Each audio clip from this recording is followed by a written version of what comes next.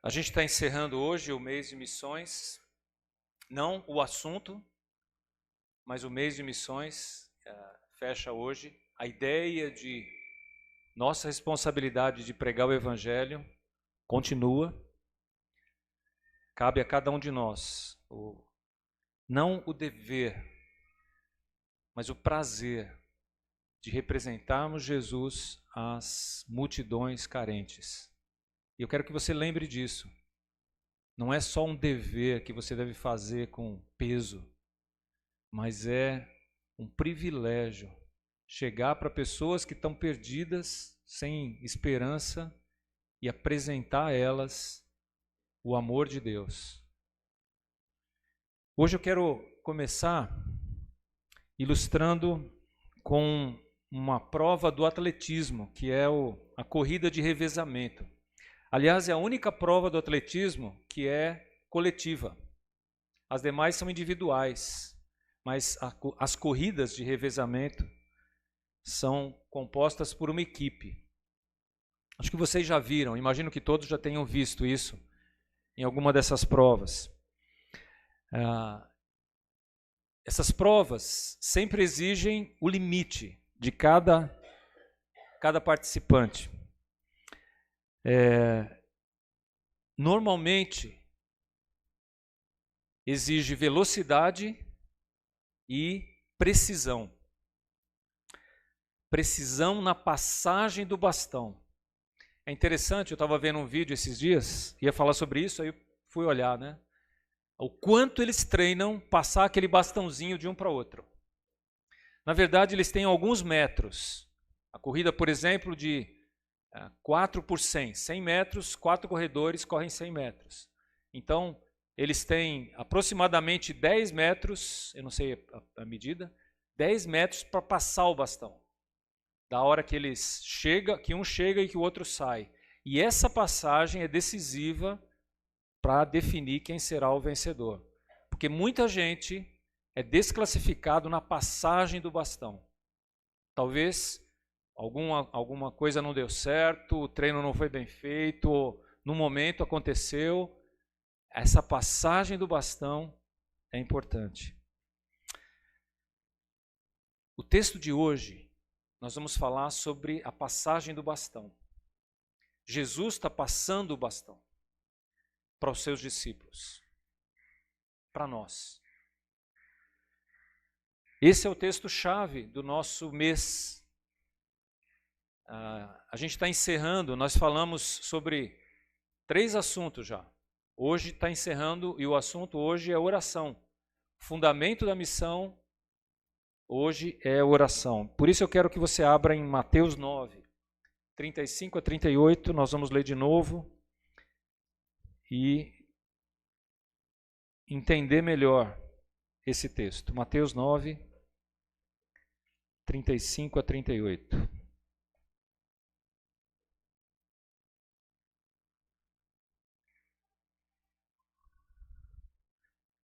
Veja que a gente está falando aqui da passagem do bastão. Jesus está passando o bastão para os seus discípulos.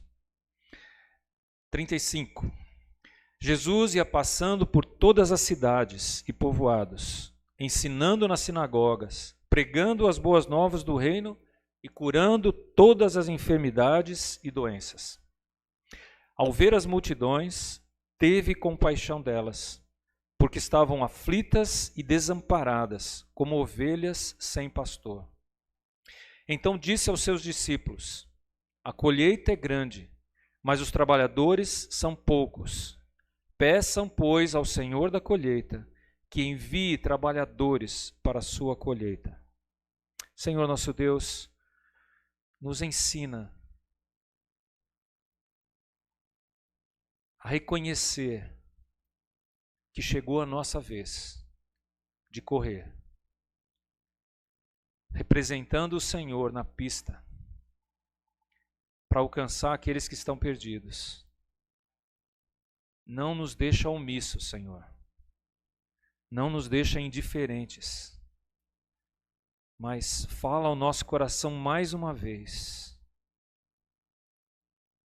A gente cantou aqui que o que temos para oferecer é muito pouco, Mas às vezes a gente dedica esse pouco a outras coisas, não ao Senhor. Não ao propósito para o qual o Senhor nos chamou, nos salvou, nos santificou. Então, lembra-nos de tudo que o Senhor fez para que a nossa vida possa ser colocada no altar do Senhor, mais uma vez. Então, fala ao nosso coração, o coração do teu povo. Precisamos ouvir a tua voz de novo. Em nome de Jesus que oramos. Amém. Vamos entender primeiro o contexto aqui, por que eu falei sobre passagem de bastão, né? Olhando para esses primeiros capítulos do livro de Mateus, você vai reconhecer algumas coisas aí. E 3 coisas em especial. Primeiro, do capítulo 5 ao 7, você vai ver que a gente tem o Sermão do Monte, que nada mais é do que os fundamentos do reino. Ok, vamos lá. Os fundamentos do reino. Então, aqueles textos bonitos que a gente acha, né, sobre não andar ansiosos, sobre as bem-aventuranças, sobre a oração do Pai Nosso, tudo isso está aí. Está no Sermão do Monte, Mateus 5 a 7. E tantos outros ensinos mostram os valores do reino. O que é que nós devemos ser? O que é que nós precisamos desfrutar? Estão aí nesses capítulos 5 a 7. Daí vem a segunda parte, os fundamentos da missão. Então, dos capítulos 8 e 9, daí de Mateus, que antecedem esse texto, você vai ver que a gente tem quase que uma repetição de ideias. Você tem 3 curas, o leproso, o centurião, a sogra de Pedro. Aí você tem uma chamada. Quem quer ser meu discípulo, negue-se a si mesmo, papapá, tem uma chamada. Depois, de novo, você tem mais 3 milagres. Jesus acalma a tempestade, liberta 2 endemoniados e cura um paralítico. E aí você tem um novo chamado. Mateus é chamado para seguir a Jesus. E finalmente você tem de novo outros 3 milagres de Jesus. A menina que foi restaurada, a mulher que foi curada do fluxo de sangue lá, os 2 cegos e um surdo. É interessante que esses textos demonstram o que é a implantação do reino. É o cuidado de Deus para aqueles que estavam perdidos. E aí parece que aqui, quando a gente chega no finalzinho do capítulo 9, a gente vai ter um resumo do que Jesus ensinou e vivenciou com eles. Porque aqui Jesus começa a dizer: olha as multidões. Primeiro ele fala que ele ia pregando o evangelho, pregando o reino, essas verdades. Depois diz, ao ver as multidões, ele se compadeceu delas, como ovelhas que não têm pastor. Quem eram essas multidões? Aí você tem elas. O leproso, o centurião, o servo do centurião, a sogra de Pedro, os endemoniados, paralítico, papapá, papapá. Não são multidões sem nome, sem história. São pessoas. Jesus se importava com pessoas. Como nós, como eu e você. Por isso, quando a gente está falando sobre compaixão de outros, a gente está falando de pessoas que têm cara, que têm história, que têm sofrimentos. Então não tem como você pregar o evangelho sem se envolver com pessoas. Não adianta tentar ser crente para si mesmo. Não dá. Jesus te salvou para você ser luz e sal. Não para você ficar dentro de casa, desfrutando do agora sou salvo. Que bênção.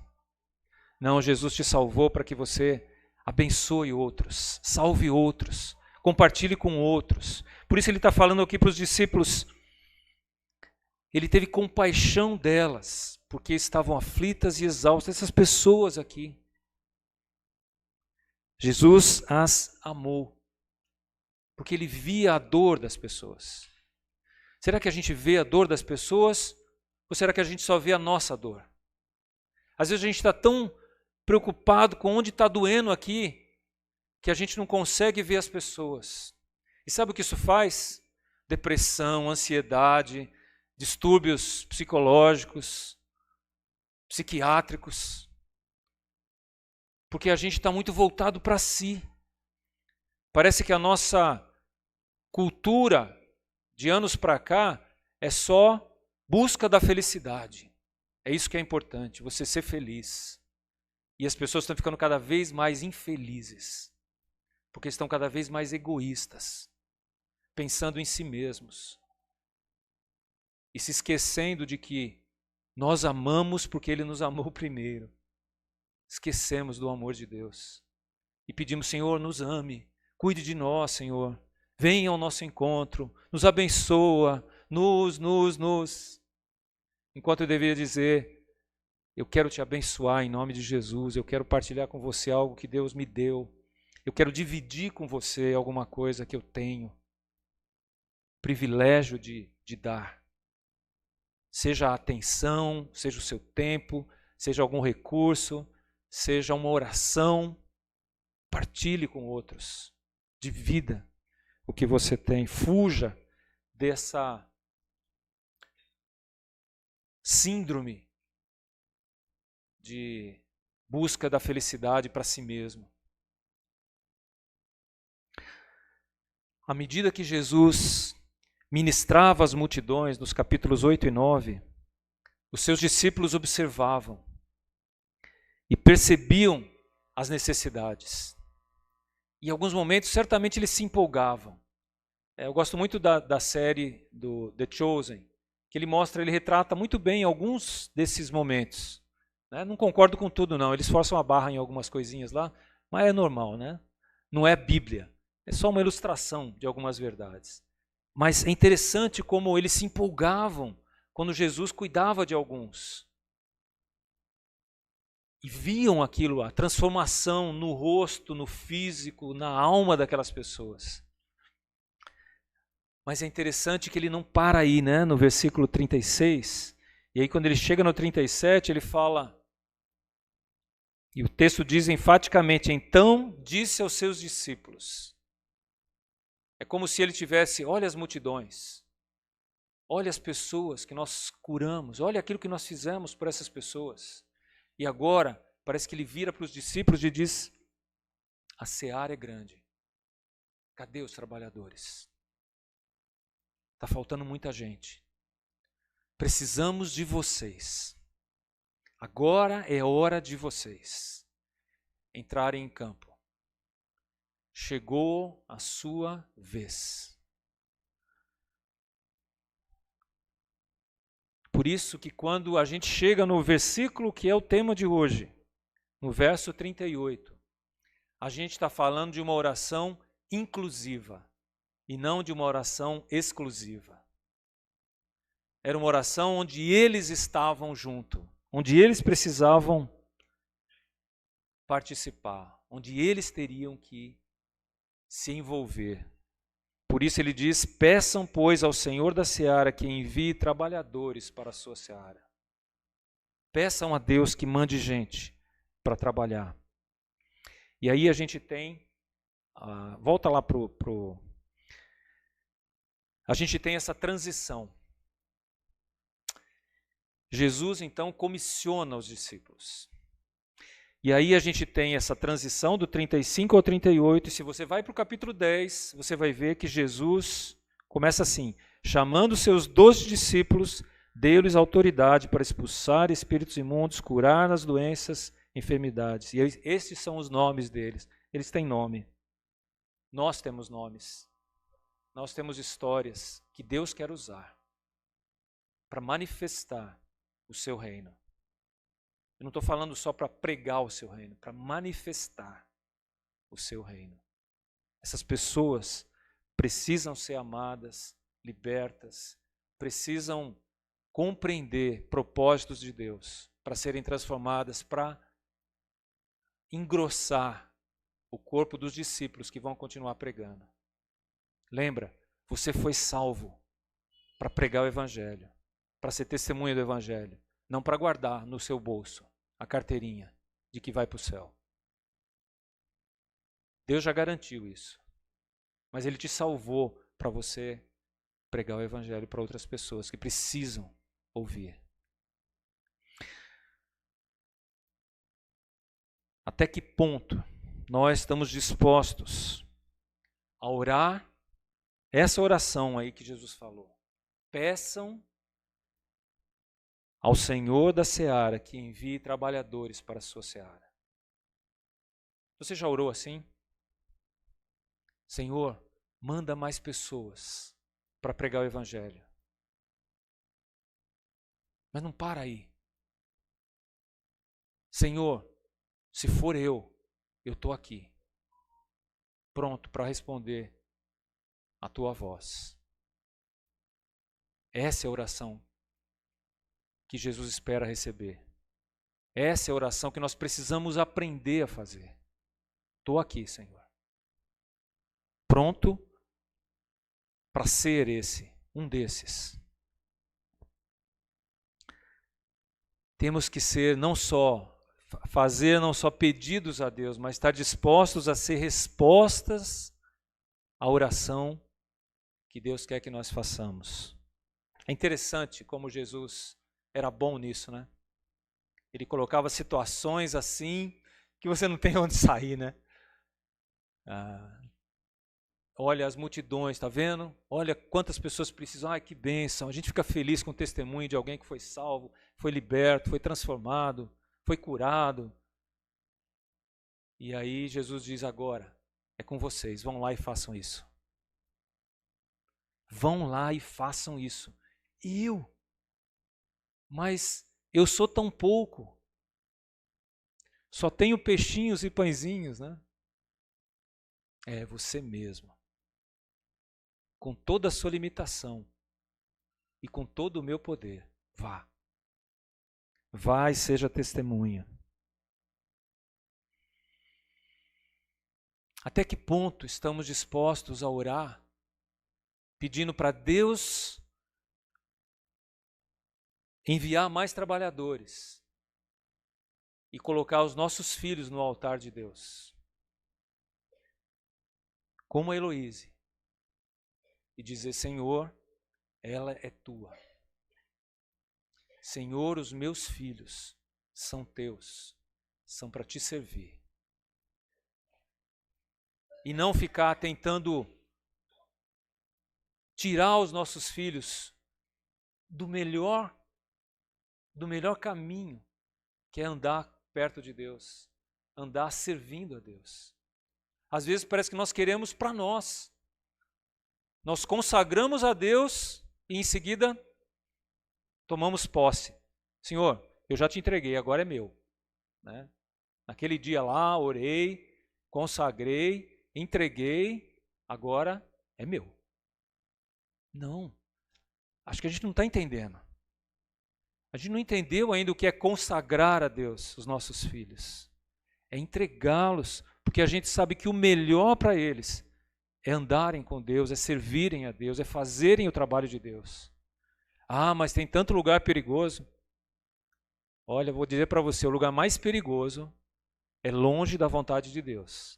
Esse é perigoso, porque Deus não está lá. Jonas que o diga.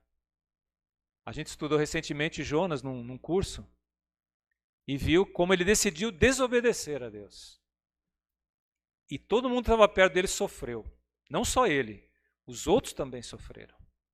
Até que ele decidiu se submeter à vontade de Deus. Então, não ache que obedecer a Deus é um peso. É difícil ser missionário. Parece que a gente fica com dó de missionário, né, que trabalha em outros lugares. Não. Na verdade, eu tenho dó daquele que Deus chamou e não obedeceu. Porque esse não está bem, não está no lugar certo. Mas aquele que está lá obedecendo a Deus está no lugar certo. Deus está com ele. E é interessante lembrar de novo, né, da grande comissão, quando Jesus diz para ir fazer discípulos de todas as nações, papapá, e lá no final ele diz, e eu estou com vocês todos os dias. Né? E a gente pega essa última parte, tira os 2 primeiros e diz, Jesus prometeu estar comigo todos os dias. Não, Jesus não prometeu não. Jesus prometeu estar com aqueles que vão fazer discípulos de todas as nações todos os dias, até o fim dos tempos. Não é para todo mundo, é para aqueles que obedecem. Você é um desses? Você tem obedecido à voz de Deus para ser testemunha? Deus é com você. Fique em paz. Continue. Siga em frente, porque Deus está com você.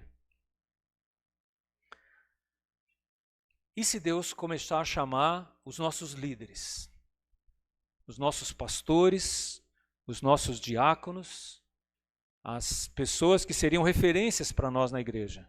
Como é que vamos ficar? Ai, meu Deus, eu não acredito. E agora? E agora nada. Que privilégio, né? A igreja poder enviar os seus líderes. Não foi esse o início da obra missionária no Novo Testamento? Em Atos 13, quando Deus fala à igreja e aos líderes da igreja e comissiona 2 deles, Paulo e Barnabé, vão e preguem o evangelho para outros que não o conhecem. E a igreja junto com eles. E esse é um momento marcante. Quando a gente impõe as mãos sobre alguns e diz, vão e nos representem lá, representem Jesus lá, em nome da igreja. Nós vamos estar junto com vocês. Privilégio de representar a Deus. Mas não só isso. É importante dizer que a obra missionária exige um engajamento total de cada um de nós. Eu não estou falando de dar uma oferta uma vez por mês. E nem de orar aqui no momento missionário. Eu estou falando de, sempre que eu puder, eu dedicar algum tempo para orar. Sempre que surgir uma necessidade, eu tiver algum recurso, eu quero investir naquele ministério, naquele trabalho que Deus está fazendo, seja aqui perto, seja lá longe. Engajamento total é isso, é eu perceber que os meus recursos estão disponíveis para que Deus possa usá-los. É eu perceber que o meu tempo, aquele tempo que eu disponho, eu vou dedicar a algo que contribua para que a obra de Deus se estenda, para que outros o conheçam, para que pessoas sejam libertas. A gente, quando está falando em missões, em pregar o evangelho, a gente não está falando só pessoas de tempo integral. Lógico, estamos falando desses também, que Deus chamou para dedicar-se. Mas a gente está falando de todos aqueles que são discípulos de Jesus. Todos nós somos chamados a servir. Todos nós somos chamados a dedicar prioritariamente nossos recursos, nosso tempo, nosso amor, nossa dedicação à obra da expansão do reino de Deus. A gente precisa tomar uma decisão. Aliás, sempre precisamos tomar decisões. E a decisão daquele que tem o coração integralmente dedicado a Deus, seja na profissão, seja no casamento, na família, seja na compra de um bem, até na aposentadoria. Eu preciso considerar isso, como é que eu vou usar isso para o reino de Deus ser expandido. É interessante que em várias comunidades fechadas para o evangelho, e isso podia incluir algumas tribos indígenas que eu trabalhei no passado, Mas eu posso incluir também algumas comunidades sertanejas aqui, alguns sítios e até pequenas cidades, onde as pessoas mais velhas são muito respeitadas ainda. E é interessante que a MEVA, a missão onde eu trabalhei no passado, ela entendeu isso na aldeia. E eu entendi que a Juvep compreendeu isso também. Então eles começaram a chamar pessoas aposentadas para servir na obra de Deus. Porque automaticamente alguém que chega lá de cabelo branco e barba branca tem um certo respeito já. Diferente de outras igrejas, onde a pessoa de barba branca e cabelo branco fica meio descartado, chamando de pai, não sei o quê, umas coisas assim. Essas missões têm entendido o valor do aposentado para pregar o evangelho, para ser testemunha. Então você aí que está aposentado e que achou que tinha acabado sua carreira, não, tem muito para fazer. Deus tem muito para você fazer também. Há um longo caminho ainda. E Deus vai usar a sua vida para muitas outras coisas. Não acabou. Só está começando.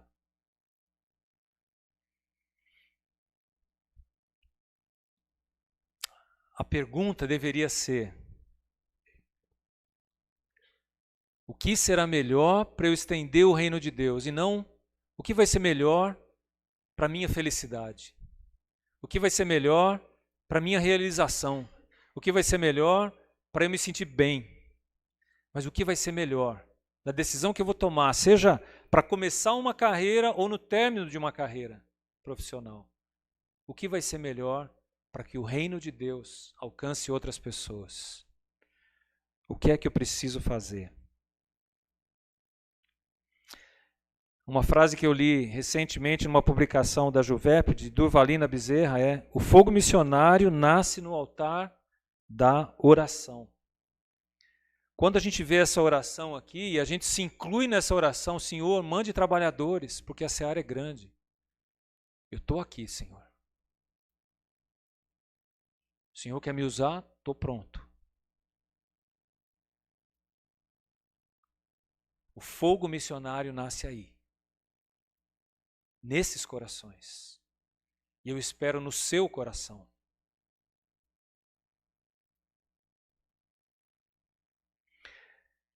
A gente tem ouvido várias mensagens nesse mês. E uma das muito marcantes para mim foi do Maisel, no primeiro dia, né? Quando ele deu uma introdução longa aqui, que parecia que era já a mensagem, não era só a introdução, né? Mas foi muito bom, muito marcante. E eu lembro de uma coisa que ele falou lá sobre dízimo, né? Acho que vocês lembram. Ele disse assim: aquele que vem perguntar para pastor se deve dar o dízimo, ou se o dízimo é 10%, não quer dar. Não é? É verdade, meus irmãos. Já ouvi essa pergunta algumas vezes. A pessoa recebe uma indenização do trabalho, né? Ganhou um bom dinheiro, aí ela vem para você e pergunta: pastor, eu preciso dar o dízimo da indenização? Meu irmão, você não quer dar? Não dê. Não dê. Ao invés de falar: que bênção, eu vou poder abençoar mais gente com esse recurso. Não, parece que a pergunta é,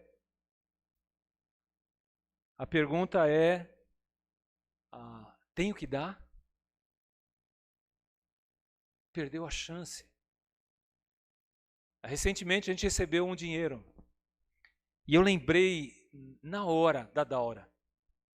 Porque cada vez que a gente recebia algum tipo de oferta diferente, especial, algum recurso a mais, a primeira coisa que ela perguntava para mim, na época eu cuidava de finanças: separou o dízimo? Não, Daura, ainda não. Depois não, separa logo. Tá certo. Aí, quando eu recebi esse dinheiro, eu falei: Daura veio na minha mente na hora, né? Hora de separar aqui o recurso. Que bênção poder fazer isso. Poder abençoar mais gente, mais pessoas, a obra de Deus, para que outros pudessem alcançar a graça que nós já alcançamos. No texto de hoje, especificamente, Deus está falando aos seus discípulos: peçam ao Senhor. Peçam ao Senhor, não por si mesmos, mas para que Deus levante mais pessoas. É urgente. Jesus continua falando, é urgente. Não é para amanhã. O tempo da proclamação do reino de Deus é hoje. Sempre foi.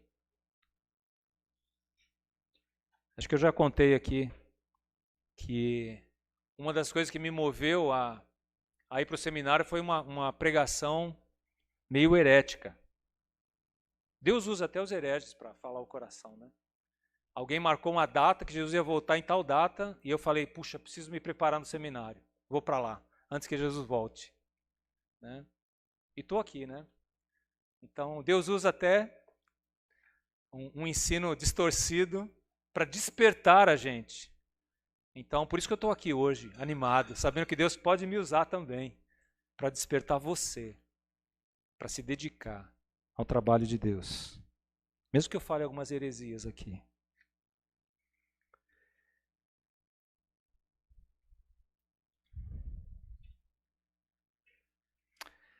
Jesus, ao falar com os seus discípulos, lógico que na mente dele estavam aquelas pessoas que foram curadas, que foram cuidadas, que foram transformadas. Jesus ensinou para os seus discípulos que por todos os lugares, perto e longe, Deus é capaz de alcançar pessoas. Quer ele estivesse presente ou não, no caso da cura do servo, do oficial lá, ele nem precisou ir. Aqueles que colocam a mão no arado, certamente perceberão que ainda falta muita gente comprometida com a pregação do reino de Deus. Mas se você não colocar a mão no arado, você vai continuar com a grande multidão que está lá assistindo. E às vezes batendo palma, às vezes torcendo, às vezes olhando para o celular, preocupado com o resultado do jogo. Porque você não colocou a mão no arado. Você não criou calos.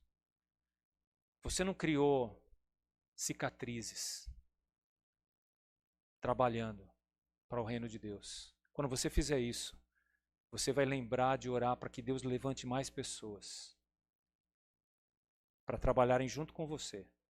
Porque você sabe que a seara é grande e os trabalhadores são poucos.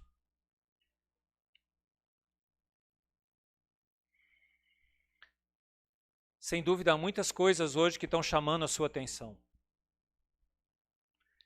A nossa vida está muito agitada, muito veloz.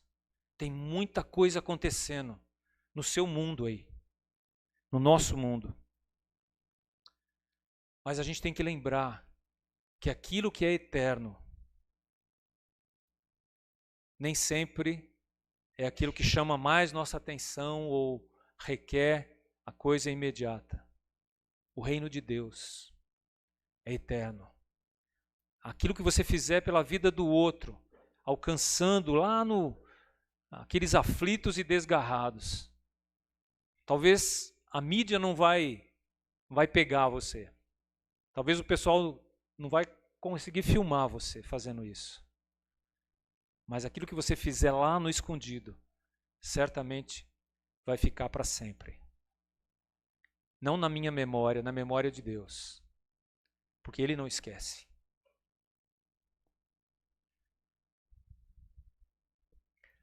A oração nos faz ter uma perspectiva mais clara dos planos de Deus para a nossa vida. Por isso Jesus fala, ore, pedindo a Deus que mande mais trabalhadores. Talvez a gente comece a enxergar o que eu estou fazendo da minha vida. Aonde eu estou dedicando minha energia, o meu tempo, meus recursos? Se não é para estender o reino de Deus, será que vale a pena continuar assim? É para isso que eu estou vivendo?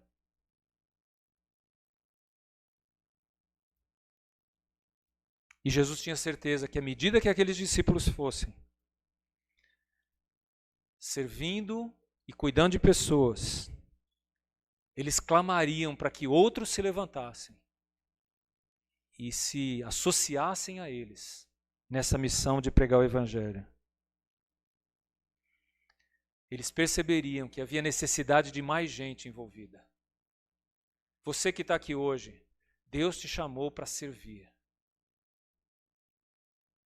Não só para cuidar da responsabilidade imediata sua, mas ir além. Não se contente em só aquilo que você tem obrigação de fazer. Deus te deu o privilégio de fazer muito mais. Então, olhando para o texto e resumindo aí, a palavra de Deus nos desperta para a necessidade do reino. O Sermão do Monte. A compaixão nos move. Ver as pessoas aflitas e exaustas, que precisam de socorro, que precisam da salvação, que precisam do amor de Deus, deve nos mover. A necessidade nos direciona, nos chama, grita ao nosso ouvido. Precisamos de mais trabalhadores. E a oração nos quebranta e capacita a dizer: eis-me aqui, Senhor. Estou pronto para fazer o que o Senhor quiser. Se eu resumisse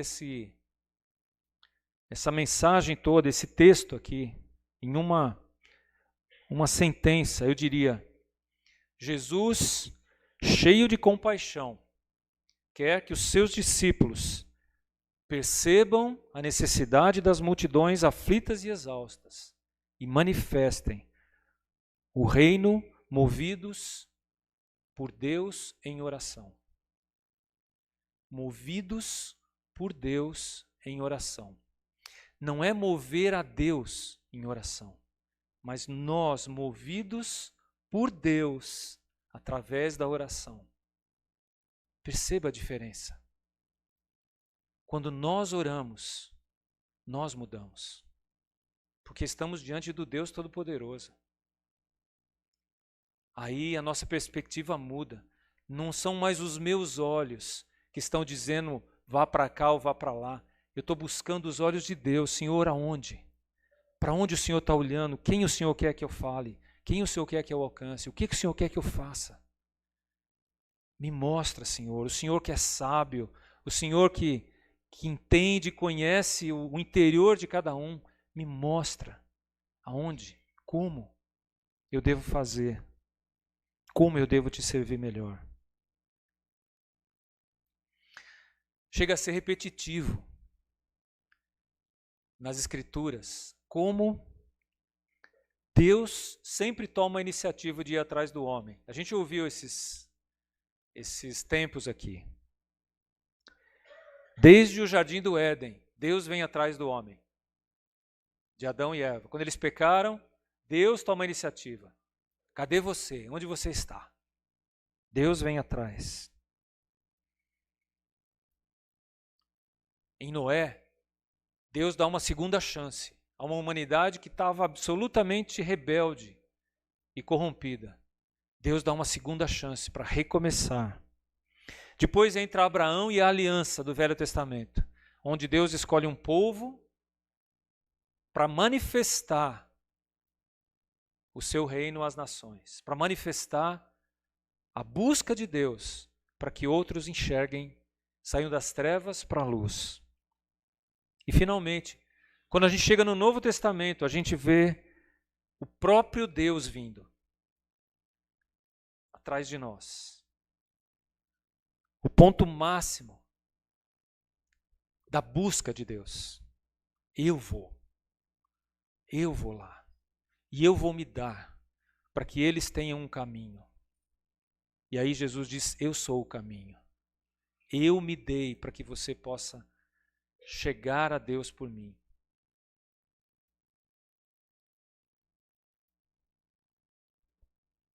É interessante que a iniciativa é de Deus,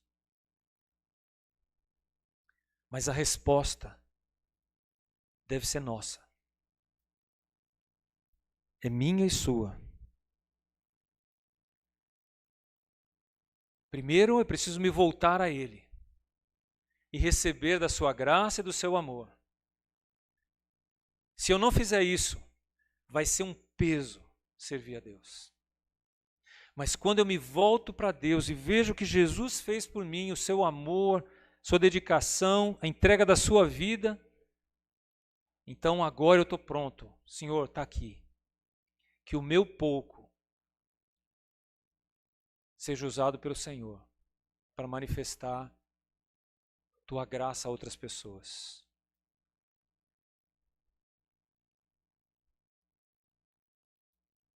Eu me volto para Deus, Deus enche o meu coração para que eu volte para as pessoas e possa partilhar com elas aquilo que Deus derramou abundantemente em mim.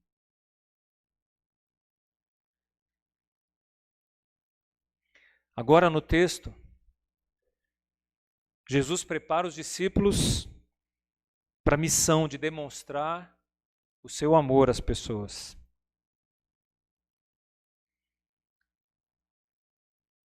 Os discípulos, aqueles e estes, os do passado e os de hoje. Eu quero terminar com algumas perguntas para você e uma colocação final aqui, um pouquinho diferente hoje. Você está disposto a orar conforme Jesus ensinou? Conforme Jesus quer que os seus discípulos orem? Você está disposto a pegar o bastão que Jesus está passando de novo para você, discípulo? Eu não quero que você tenha medo de orar. Senhor, envie trabalhadores para a sua seara. Mas eu quero dizer que Deus pode mudar a sua vida com essa oração. Completamente. Você vai sair de si mesmo e vai olhar um mundo que precisa de um Salvador e saber que você conhece esse Salvador. Você o tem e você pode abençoar muita gente com aquilo que Deus te deu. Nós vamos orar agora. E eu quero sugerir algumas opções de oração para você. Você pode orar por uma ou mais delas. Inclusive, eu quero que você divida em pequenos grupos. 1, 2, 3, não muita gente. Mas se aproxime aí de pessoas que estão perto de você. A gente tem vários ministérios na igreja. Catolé do Zé Ferreira. Tem o pessoal aí, né, de Catolé do Zé Ferreira? Aí. A gente está sem pastor lá. Já tem um bom tempo. Precisamos de pastor. A gente tem Santo André, está lá o William e a Rebeca. Eles estão lá, não sei por quanto tempo. Nós precisamos de mais gente disposta a alcançar aquele povo. A gente tem Gurjão, onde a gente está começando as visitações, os cultos, os primeiros cultos. Tem equipes da igreja, todo sábado uma equipe se dirige para lá, 4, 5 pessoas. Por que não se engajar e dizer, quem sabe Deus vai me usar, vai me mostrar através desse trabalho o que Ele quer de mim. Temos o pedacinho do céu. Jobson está lá atrás, nem deu glória a Deus hoje ainda. Melhorou. Se não saísse, eu ia te pegar depois. O pedacinho do céu está lá. A gente está indo lá aos sábados, os PGs estão indo lá de vez em quando. Aliás, aos sábados, para fazer cultos lá. Há várias pessoas aqui que têm contribuído para pagar o aluguel do pedacinho do céu. Com as cestas que a gente envia. com os recursos para ajudar no salário. Mas tem muito mais que a gente pode fazer lá. Precisa de profissionais. Tem um monte deles lá analfabetos. Tem um monte de gente que precisa de cuidados de higiene, de saúde, de cozinha, de tantas outras coisas. Talvez sua profissão possa abençoar aquele pessoal lá. O que você está fazendo que ainda não foi? Ou não se dispôs a ajudar? Eu não estou falando lá do outro lado do mundo, não. Eu estou falando no outro bairro aí, é na Prata. E não é nem um bairro difícil, né? É aí na Prata. A gente tem o pastor Elias, que está há anos no trabalho indígena. Dedicou a sua vida a tornar o evangelho conhecido a povos que têm pouca possibilidade de ouvir o evangelho. A gente tem orado por portas abertas. O DIP aqui, no mês de maio, junho, sempre nos lembra. E eu recebi um e-mail esses dias da Missão Portas Abertas. Eles estão fazendo um abaixo-assinado, tentando alcançar 1 milhão de assinaturas, porque hoje o lugar mais perigoso do mundo para um cristão viver é na África, abaixo do deserto do Saara, aqueles países ali. Milhares de pessoas são mortas por ano naqueles países. Milhares. Eu não estou falando de uma bomba que caiu lá e matou 100 pessoas. Eu estou falando de milhares de pessoas que são mortas por causa de sua fé em Cristo. E nós mal oramos por esses irmãos. Pastor Eliúde, que teve que sair por problemas de saúde lá da África, São Tomé e Príncipe, e agora está em Portugal para tentar alcançar os refugiados que, como ele, tiveram que sair. Então, há uma grande comunidade de refugiados africanos em Portugal. E ele vai começar um trabalho lá agora. Final do ano ele está viajando. E a gente podia mencionar outros, que às vezes mencionamos aqui, como a Tatiane, que trabalha na Albânia com crianças especiais. Os projetos missionários da Juvep, que todas as férias, semana passada foi falado aqui, né? O André apresentou, todas as férias tem um projeto diferente. 2, 3 semanas que o pessoal passa aí, pregando o evangelho nos sertões. E eu quero apresentar um outro para vocês. Já tem pouco, né? Deixa eu apresentar mais um. O Zeca e a Duda. Foram alunos lá no curso de missões transculturais da Juvep. Eu os conheci lá. Hoje eles têm 3 filhos pequenos. O menorzinho é bebê ainda, de colo. Eles estão num país da Ásia, relativamente aberto, mas eles estão se preparando para entrar num país completamente fechado ao evangelho. Eles conseguiram as primeiras autorizações, mas ainda estão nesse processo. Eles estão para entrar num daqueles países difíceis. 3 crianças pequenas. Que loucura, né? Loucura é estar onde Deus não mandou você estar. Isso é loucura. Estar lá onde Deus mandou, eles estão seguros. Deus está com eles lá. E essa é a certeza desses irmãos. E é impressionante a confiança que eles têm no cuidado de Deus. E eu quero que a gente ore agora. Você tem aí uma lista. Talvez você tenha outros, mas você tem uma lista. Ore por 1, 2, 3 desses projetos. Mas ore agora aí. Aproveite. Peça ao Senhor da Seara que mande trabalhadores para a sua seara. Espero que você aprendeu como orar. Então ore. Junte aí, rapidinho.